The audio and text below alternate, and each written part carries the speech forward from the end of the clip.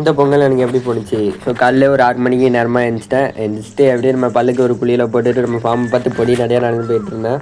அப்புறம் நம்ம ஃபார்ம் கதவு உள்ளே போனோம். வேலையாக நம்ம கோழி குஞ்சை திறந்து விட்டுலான்னு சொல்லி கோழி குஞ்சு திறந்து விட்டேன். அப்புறம் நம்ம வீடியோ பார்த்துட்டு இருக்கவங்களுக்கு பெட்ரோலுக்கம் சார்பாக இனிய பொங்கல் நல்வாழ்த்துக்கள். அப்புறம் அப்படியே நம்ம புலிக்குட்டியை பார்க்க போனால் வட்டியில் அடி தூங்கிட்டு இருந்தான். நைட் ஃபுல்லாக காவல் காத்துட்டு தூங்கிட்டு இருந்தான். அவனுக்கு இது தலைப்பொங்கல் தானே, அவனுக்கு தலைப்பொங்கல் வாழ்த்துக்கள் சொல்லிடலாம், தலைப்பொங்கல் வாழ்த்துட்டேன்னு சொன்னேன். என்னமோ வேண்டாம் விருப்ப கையை கொடுத்த மாதிரி கொடுத்தான். அப்படியே திரும்பி பார்த்தா கன்னிப்பிள்ளை இருந்துச்சு. அப்புறம் வந்து எங்கள் ஊரில் இது பேர் கன்னிப்பிள்ளைன்னு சொல்லுவாங்க. உங்கள் ஊரில் என்ன சொல்லுவாங்க மறக்காம கமெண்ட் பண்ணுங்க. அதை புரிஞ்சுட்டு அப்படியே வீட்டுக்கு போனேன்.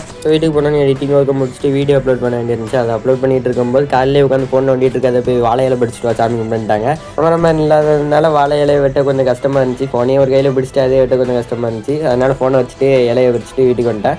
அப்புறம் நம்ம பறிச்ச கன்னிப்பிள்ளையை கட்டிடலாம்னு சொல்லி அதை கட்டி முடிச்சிட்டேன். அப்புறம் இருங்க நான் போய் குளிச்சுட்டு கெட்டப் மாற்றிட்டு வரேன். எப்படி இருக்கு இதான் நம்ம பொங்கல் அவுட்புட்டு எப்படி இருக்குன்னு சொல்லி மறக்காமல் கமெண்ட் பண்ணுங்கள். அப்புறம் என்ன குளிச்சாச்சு போய் சாமி கும்பிடுன்னு சொல்லி சாமி கும்பிட்டு அடுத்த பொங்கலுக்குள்ளே நம்ம சேனல் எப்படியாச்சும் ரீச் ஆயிடணும்னு சொல்லி திருநார் எடுத்து பூசிட்டேன். நாங்கள் நீங்களும் திருநார் பூசிக்கோங்க.